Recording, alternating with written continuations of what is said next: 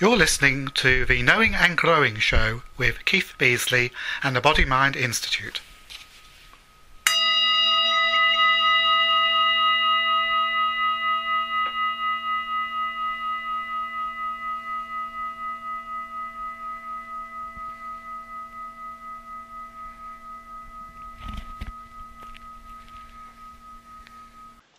Hello and welcome to another edition of the Knowing and Growing Show. Today we're going to talk a little bit about prayer as to what it is and how it can benefit us. In particular, in this world which is far more secular, far more spiritual rather than religious, what is prayer? How does it fit in? So I'm talking to Interfaith Minister Alexandra Wilson, and hopefully we can shed a little bit of light on this subject. Can I start first, Alexandra, by perhaps you could share with us an example in your life of where prayer has been so much of value to you? Certainly. Thank you, Keith, for inviting me back. And so prayer is one of the most vital things in my life that enable me to stay connected to a sense of purpose, a sense of peace, a sense of going somewhere with the God of my understanding, and so to be able to talk about it, it's just such a joy. And in my life, prayer has evolved. I think if I cast my mind back, I probably always offered up prayers in some way or another. But perhaps when I was younger, it was less conscious. And when I was younger, I wasn't thinking so much about where that prayer was going or what the point of it was. But as I've grown and matured in myself and come to know myself and my spirituality better, I found that prayer has formed a cornerstone of my spiritual growth. And I suppose I'm prone to a number of different types of prayer. I'm prone to praying for stuff sometimes. I ask for guidance and support. I pray in thanks. I'm prone to praying for global things. I'll offer my prayers out to places of conflict or if there's been a natural disaster. But my experience has been less about, I guess I'm not one for petitioning as such. I don't necessarily feel that it's for me to change the course of destiny. But it's important for me to feel that the contribution that I'm making, either in my own life or out into the world, is one of love. So I will send my love to places. I will send my prayers, my blessings, my healing. I'll send what I can from my heart out into the world. And there are times where I have needed that for myself, and there's times when I've spilled over with that love, and I've been able to send it out. And those are that's the difference, I suppose, between times when I've been a needy recipient and I've needed to deepen my own connection to God. Can you give an example of that one? Well, like everybody, I've been through difficult times. I've struggled in my life with mental health problems and addictions, and I have a tendency, I suppose, to burn out. There seems to be a pattern in my life where I overextend. I give too much, but I give from a finite place. I become tired and depleted, and then I'll sink into a dark night of the soul. And I've been through that cycle, and I continue to go through that cycle on and on. I probably is just the pattern of life, and it's certainly my pattern anyway. And in those dark nights of the soul, they're the times when I feel most separate from the God of my heart, where sometimes I feel like I'm very alone. And in that illusion of separateness from God, I can really feel that dark despair set upon me. And there are times then where my prayer is one of crying out to my beloved, to the beloved with a capital B, crying out and saying, come back to me. I feel like you've left me. And of course, I don't really believe that God would ever abandon me, but it's in those moments it feels that way. And so the prayer has been one of help me, guide me, show me, enlighten me, awake me, bring me back, hold me, touch me, make your presence felt. I don't know you. I need to know you. I've lost you. It's the kind of call of a child in the wilderness that doesn't know where they are. Just God, show yourself. That those prayers, and I've done that many many times. I can relate to all of those. Yes. Well, I think we all can, and I certainly feel that in those moments, prayer is intensely personal. Like that the prayer comes from a deep place of longing and yearning and fear, I suppose, of being abandoned and lost, and that sense of oblivion. So in those dark nights, that prayer is a singular prayer. It's help me, me, the unique individual that is me. And yet, I, that is a common experience. I mean, maybe not everybody goes through these dark nights of the soul. Maybe there are people who skip happily through life without any There may be problems. But some, but certainly a lot of the people I meet. I should think it's a fairly common human experience. And so it's the irony, I think, of that illusion of separateness, but it's a common experience. And Just to pray. just to pray for me and to be saved or to be held or to be brought back. I said just to ask for that reconnection. Yeah, Bring that the act of doing it brings it about. absolutely, absolutely. And in that, I guess there are times in our lives where we aren't in such a desperate space, and the role of prayer shifts into one of maintenance and growth. That we can pray to maintain a sense of peace and health and well-being, or we can pray for knowledge of how we can grow and expand. How can I be of deeper service? How can I know you better? How can I deepen into my own sense of self and my place? And I believe very strongly that the prayer works to, magnified 1,000-fold when you start praying with other people. Yeah. And to pray for somebody who is perhaps struggling is an extraordinary gift to give them. And it's one of my most favourite things to do. I love to kneel, hold someone's hand, and give voice to what is essentially a deep wish. That's what I think a prayer is, a really deep wish from the heart, from the soul, That's whether it's for you or for another person. I wish for you mm-hmm. that you What's find the difference peace. between that and a blessing?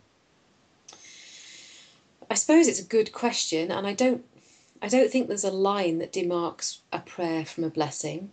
Certainly, if we're wishing someone well, then that would be a blessing. Yeah. Yeah, I guess it would be. I guess it would be, and maybe a blessing is a form of prayer, and a prayer is a form of blessing. Yeah. I have them in slightly different boxes in my mind, but I haven't thought it through, perhaps. So I don't want to, think out loud and end up going down an avenue where I can't bring myself back from. No, But well, I um, wouldn't want to get into semantics anyway. I was yeah, just a trying blessing. to highlight that there are similarities. There are distinct similarities, and I guess what comes to my mind when I invoke a blessing is there's an affirmative quality to a blessing of affirming somebody, which it happens in prayer as well, but there's, for me, the prayer is there's a certain quality of asking. Yeah, it's a very good question, Keith. It's very rare that I'm stuck for words, but yeah, there are at one and the same time differences, but they have so much in common.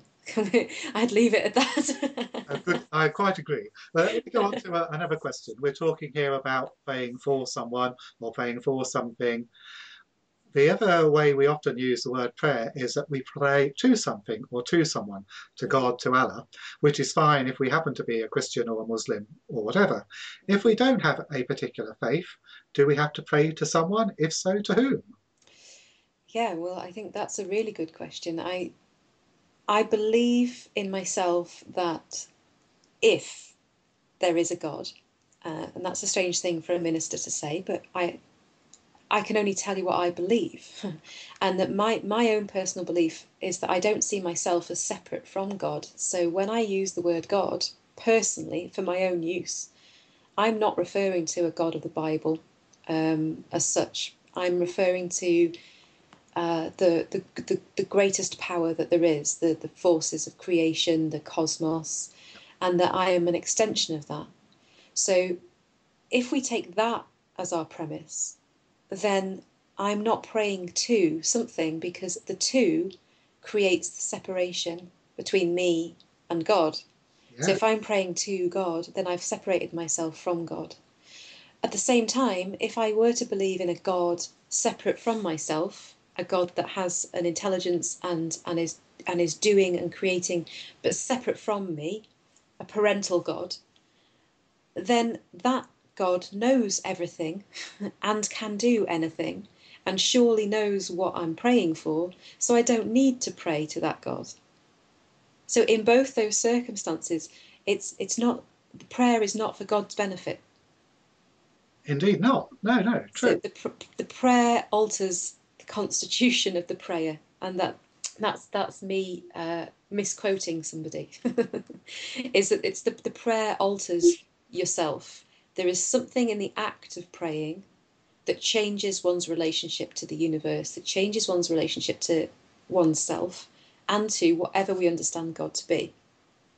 And so what then, I guess the question is, what is prayer? And like I said before, for me, it's an impulse of a wish, a deep longing, or of gratitude.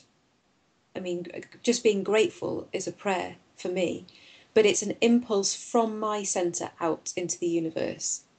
So it's an individualized expression, perhaps, of my yearning to be reunited with my beloved, to be connected back to God. That sounds like a very good description. I like that. Thank you very much.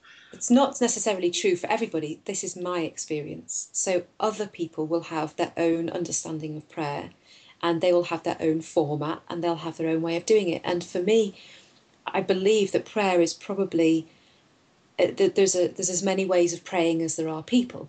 Yes, And well, just I because would it's say right, there are no rules on whenever we're talking about any practice that we each have to find our own. In your experience as an interfaith minister, working with all sorts of people from different faiths, can you remember a few examples of quite diverse ways of praying? it's interesting. I mean, I work with people who tend to not have religion. They will have a spirituality and a faith, or perhaps they won't, and they don't know, but they've got questions. So in my experience of working, I have generally come into contact with people who are perhaps not in the practice of praying because they think prayer belongs to religion. And so my work with them has been to reclaim the art of prayer, to bring it back into whatever works for them. So I can think of examples of people that I've sat with in hospices who are dying, who, until I spoke to them, this particular gentleman I can think of, until I went and spoke to him, he was still wrestling with his fear and insecurities over how he'd left the church of his childhood, and now he was facing his impending death. And he wanted a connection to God. He wanted to know that there was a God, but the only framework that he had was to understand it through the religion of his youth. Yes. And so when I sat with him, it was about a connection between he and I, in which we were able to be, rather than there being words, there was a truth that existed between he and I that he was able to understand without language. Mm-hmm. Yep. And I feel in that moment there was a prayer that emanated from him, like an I think of like an echo underwater, like a submarine sending out this echo out. There was this longing and yearning within in him to know that when he passed over, he was going to be all right. Like the fear that he held, he needed to release that fear. It was sitting in him and it was making him suffer more than he needed to. And so, although I guess we used words on one level, there was a spiritual companionship that took place underneath that enabled him to release that fear And So it that was prayer, to you, this prayer, this request for understanding, this appeal to understand and to know, and you were able to acknowledge that and help him in that prayer process. Yeah, absolutely, yeah, absolutely. That prayer doesn't have to be spoken. That sometimes it's sitting in the heart to be released. yeah, Sometimes we have a weight within us that we simply need to let go of. And that if we can't do it sort of mentally, either giving it words or painting it or singing it or drumming it or dancing it or going out into nature and releasing it, isn't that a prayer where we surrender the weight that we carry to whatever we might understand God to be? absolutely. And interesting, you should use the word art and song and prayer, and that's one thing I wanted to bring in was how the we give thanks for a sunny day or a new job, or we ask for these things, but by releasing that in a more expressive, creative way, that somehow gives it more power. And I Mm. particularly like the prayers that have become hymns or songs. Mm. And I don't know if you'd like a quick singing interlude. Are you asking me to sing? Well, I don't know what sort of voice you've got there. Well, I usually hold back from singing. Oh, I see. I'm great with chanting, um, but I'm not one of life's melodic souls. But let me just give a start You to sing this. away, yes, I could please. cut it out if it doesn't come over very well. Make me a channel of your peace. Where there is hatred, let me bring you love. Where there is injury, your healing power. And where there's doubt, true faith in you. Make me a channel of your peace. Where there's despair in life, let me bring hope. Where there is darkness, only light. And where there's sadness, ever joy. O Spirit, grant that I may never seek so much to be consoled as to console, to be understood as to understand, to be loved as to love with all my soul. Make me a channel of your peace. 'Tis in pardoning that we are pardoned, in giving to all that we receive, and in dying that we're born to eternal life. Bravo, bravo, beautiful, beautiful. One of my daily prayers, I have to say. Yeah. Um, and yeah, prayer of St. Francis. I don't personally subscribe to Christianity, as a singular religion, but that prayer has been central to me in my prayer life. And when you said of singing it, that's the one that came to mind as well. Good. And I Beautiful. like it, make me a channel. And I think what we're talking about with prayer is that by prayer, in whatever form, it is opening up this channel between us and our higher self, between the divine, the sacred, and so on. Yeah.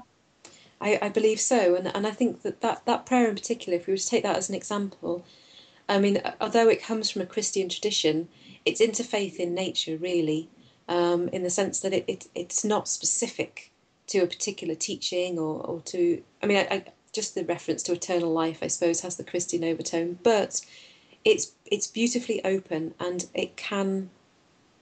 it's expressing a wish to be of service, isn't it? And a desire to be not selfless selfless, but not in the sense of annihilation of the self, but to allow the self to be of service to others. I But use the word self-full. yeah, Something I heard in a workshop many years ago. So, in between these extremes of being selfless and selfish, we can be self-full, which is our whole true self, our divine sacred self, active in the world. I like it. Self with a capital S. But there's also, for me, there's also a kind of a reprogramming that takes place within that prayer, where it's expressing a desire to behave differently. isn't it? It is. And I feel if you say that day in, day out, day in, day out, then over time, I can imagine, and I notice it in my own life. If I'm saying a prayer in the morning that asks that I be a channel of peace, but then I act in such a way that I'm not a channel of peace, I start to feel the incongruence between my desire in prayer and my action. And I start to be hoisted to the petard of my prayer because I'm asking to be different, to be transformed, to behave differently.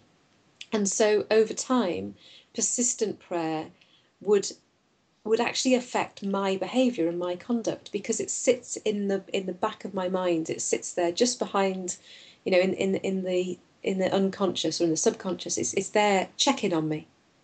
It Do you know is. what I mean? And it's a kind of moral statement or a vow that says this is the way that I'd like to be. I like And that. And that ties in with what you were talking about. We're asking, but we're not necessarily asking for God or someone else to give us something. We're asking for us to change. We're asking for our own process of evolution or personal growth to be manifest. absolutely, and I wouldn't want to disagree with anybody who'd prayed and got what they asked for because I'm sure that happens. But my belief system is that since I am not separate from my creator, that me and the beloved and the universe are all one, then anything that I might think I want, I already have. Mhm. And it's a little bit abstract because I technically may not have it in my hand right now, but the potential lies, the seed of potential lies in that oneness. That there's no barrier between me and realizing my true self, like you say with a capital S, except the illusions, the veils of the human experience that sit between me and that true knowledge. All our subconscious blocks and mental blocks and bad habits and things like that. And that brings me Exactly. on to the other thing I wanted to ask you was that we're describing prayer as a way of connecting to our higher self, to our inner knowing. In that respect, prayer is very much like meditation. Prayer and meditation for me are like fish and chips, salt and Yeah. vinegar. They Okay. go together. They are partners. They are like the yin and yang of a complete experience. So I couldn't imagine my life with just prayer or just meditation. One or the other, there would be something missing. And it's kind of simplistic because I wouldn't say this is exactly true, but roughly, I see prayer as speaking and communicating, and meditation as receiving and listening. Ah, right. Okay. Yeah. Roughly, Yes. That's. roughly. I haven't heard that distinction before, but I think it's, as you say, it's an accessible way of understanding what's going on. Yes, I feel that in meditation, I am allowing the any kind of grasping mind, the wanting, the dissatisfaction, the mental process. I'm allowing that to die down, and I am receptive. And I may in my meditation practice, I may be receiving healing, uh, a restorative quality of being reconnected, remembering God, being still, um, and I'm allowing that sense of presence to enter into me rather than having all my defenses up against my divinity. I allow it to enter and sit and be still. I like In in prayer, it's like so I see it almost like the meditation is like the in breath. The breath of God enters me. And then as I exhale and release at that impulse that I'm carrying, like I described with the gentleman before who was dying, he was carrying a weight in his heart that needed to be released. And the pulse, the out breath, I return it back to the universe. I'm breathing in God, I'm releasing what I don't need. And yet, I guess it flows between the two. There's a dynamism and a process between the two that it's not as distinct as separating prayer from meditation and vice versa. They interplay and dance with each other. I think I'd always thought of both of them as embracing both sides of the discussion, actually. I think, yeah, well, I think that's probably true. I think it's probably true. It's just for me, there's I wouldn't describe meditation as passive, but there's a receptivity there. The prayer is one of offering. There's an expression in it. No, it's good. I Something occurred to me to say then that felt quite important. Oh yes, because we were talking about the art of prayer, weren't we? That's right. And so why would I use the word art? Partly So, because of exactly what I was saying then about there being a dynamic interplay and process that goes on, is that within prayer, for me, there's a creativity and that I am a co-creator. It's my opportunity, I feel, to have an input and to connect into the grand plan, the divine plan as it unfolds. So the aspect of creativity, when I connect to my divinity, when I express myself out into the universe to the highest, I am a creator. And because of the creativity, for me, that's why I use the word art. But I mean, there is a science to it, but I'm not so much a scientist. I'm definitely an well, no, artist. and I wouldn't want to get into the scientific mechanisms and so on. Although at this point, I was going to share the evidence that has come out of a number of studies. Was it the Transcendental Meditation people did this wonderful study? I think it was in Liverpool, where a large number of them did pray and meditate or did transcendental meditation, and there was a marked reduction in the crime rate during that period. I don't doubt it. I don't doubt it. I absolutely think that prayer and meditation affects us on a physiological level. I believe that changes take place within the body, within the cells, and then within our relationships and within communities. And what you're describing is even influencing the ether, isn't it? There weren't even people who they didn't know they were praying and meditating, That's right. but their behaviour still changed. So I absolutely believe that. Couldn't prove it myself, but I know that there are people There who are is some trying to. evidence now, Yeah, as you say. I wouldn't absolutely. want to get caught up in the scientific wording of it, but the going back to the art isn't as opposed to that. It's, as you say, It's acknowledging that it's a creative thing, that it's and that each time we do it, it needs to be an active, dynamic, creative thing rather than going through the motions. absolutely, and I feel in myself times in my life where it has been mechanical, and I've noticed correspondingly, that tends to be when I feel like, oh, things are going wrong. you know, but there's also I've had to deepen my prayer life. And that sounds like I'm just adding more and more prayers, but that's not been the case. There's been times in my life where I've set time aside. Maybe it's been a whole hour and I've meditated for half an hour or 40 minutes and prayed for 20 minutes. And I've done that in the past.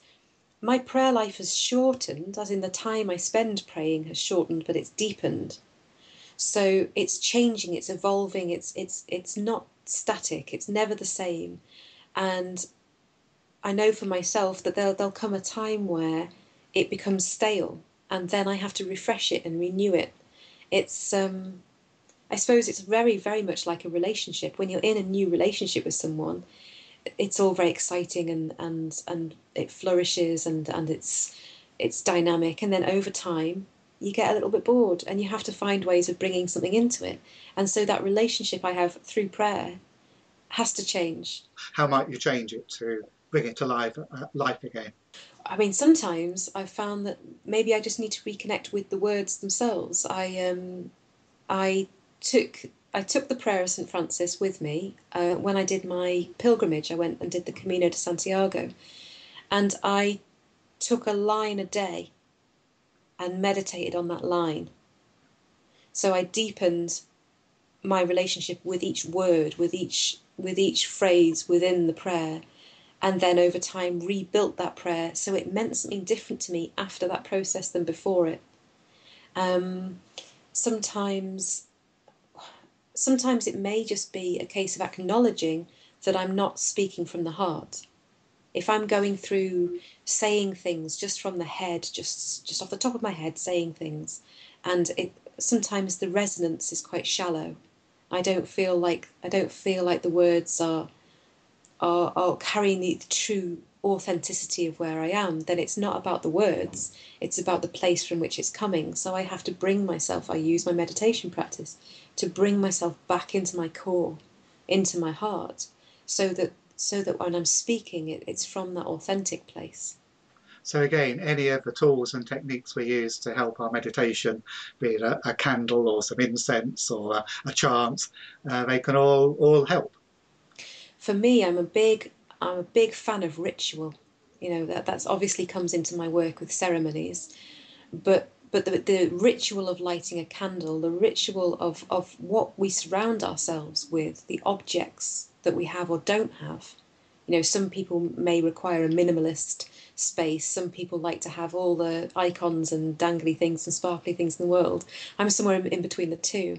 But the space that we create, the actions that we go through, they are all in themselves a prayer. In lighting a candle, you are invoking the light. You're bringing in and calling in a connection to the light. It means something. It's not just an action. And And I think that's, I need to bring this to an end, and I think that's a sure, lovely place to end it. But as you say, it's invoking the connection, yeah. and that's what a prayer really is. It's us connecting to our divine. Absolutely, and we can connect to others, and in groups we can connect to a collective sense of the divine. It's an extraordinary process, and for me, if I was to end on this, it would be that, you know, for people for whom religion serves, then prayer is a wonderful thing. Those people who don't have religion don't need to feel that they can't pray, that it's about building a relationship in oneself to prayer, and you don't need to even believe in an external higher power to pray. It can be, may I find peace, may I find healing. It's a way of expressing it that isn't necessarily about petitioning an external force, but sowing a wish from the soul into the heart so it can grow. Lovely. Thank you, Alexandra. Thank you. Wonderful. Bless you. And you, thank you, bless you too.